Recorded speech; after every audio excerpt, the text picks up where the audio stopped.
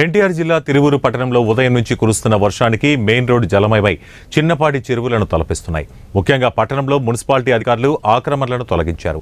ప్రాంతంలో పల్లం ఏర్పడటంతో పడిన వర్షపు నీరు నిల్వ ఉండడంతో వాహనదారులు, పాదచారులు, స్కూలు విద్యార్థులు మెయిన్ రోడ్లో ప్రయాణించాలంటే ఇబ్బందికరంగా మారిందని మున్సిపాలిటీ అధికారులు స్పందించి పట్టణ వాసులకు ఇబ్బంది కలగకుండా శాశ్వతంగా రోడ్లు నిర్మించాలని ప్రజలు కోరారు.